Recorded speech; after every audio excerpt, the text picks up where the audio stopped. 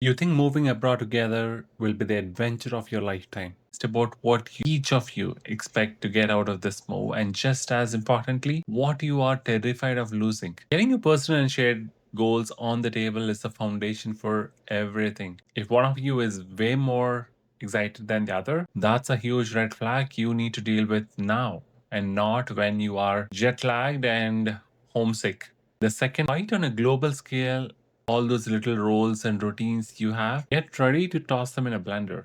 Back home, maybe one of you worked late while the other handled all of the stuff at home. And in a new country, the dynamic could completely shift and flip. One of you might not be able to work at all, at least for a while. And you need to talk about the division of labor from paying bills to doing the groceries right now. And you have to ready to renegotiate those roles. Not just once, but probably a dozen times as you both adjust into this new norm. And this is not going to be only about chores, it's about killing resentment before it ever has a chance to grow in your conversations. The third one, when you're stressed, trying to figure out some bizarre foreign bureaucracy, your communication skills get put to the ultimate test. And you're not just a couple anymore. And you're going to be co founders of a very high stakes startup called Our New Life. So have the fight now about how you will handle disagreements when you're both at your breaking point.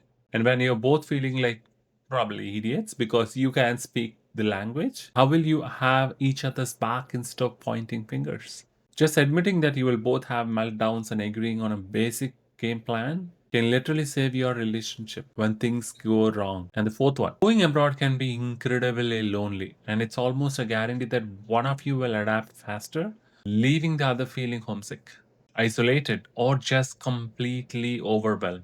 So, here it's so important to talk about how you will be having each other's main support system while also giving each other room to breathe. Chat about how you will make an effort to build a new social circle, both together, of course, but also how you will support each other in finding friends independently.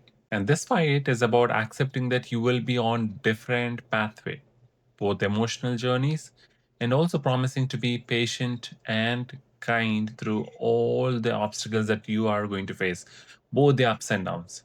Okay, halfway done. If any of these are hitting a little too close to your thought processes, drop a comment and let us know which fight you think is the most important one.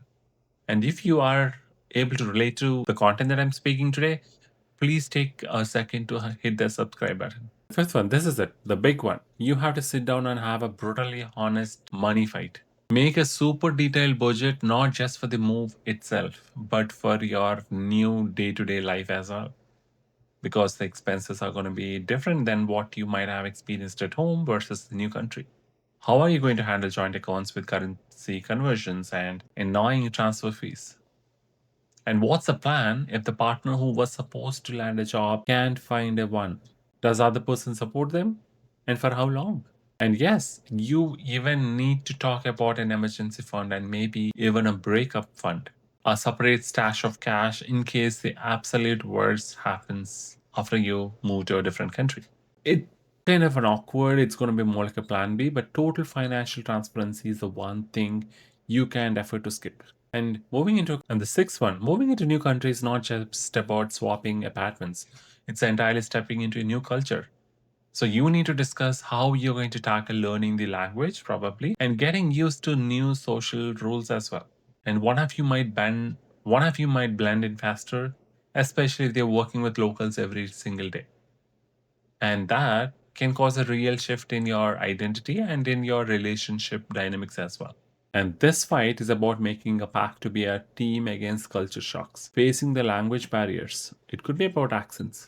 And that's going to be together and being patient while you both figure out who you are in this new place. And the seventh one, you absolutely need a backup plan. What does a successful move actually look like to you both? Is it staying for a year, 5 years, or forever? And even more importantly, what would make you decide to pack it all in and go home? And having a shared exit strategy for different scenarios, like a job loss, a family emergency, or just being plain unhappy. And planning those things is not planning to fail. It's a safety net that gives you both a sense of security and, of course, control, and making sure neither of you ever feels trapped. And this might not be the last one, eighth one. And this might not feel like an emotional fight, but messing up the paperwork will cause so much stress and it's going to be absolutely going to becoming an emotional fight. So please sit down together with a coffee on hand or maybe something stronger and walk through all of it, like visas, what kind of residency permits you need, what's going to be like with healthcare, what insurances that you're going to planning to take, and everything, and understand the legal rights each of you has in that particular new country, which can change depending on your marital status as well.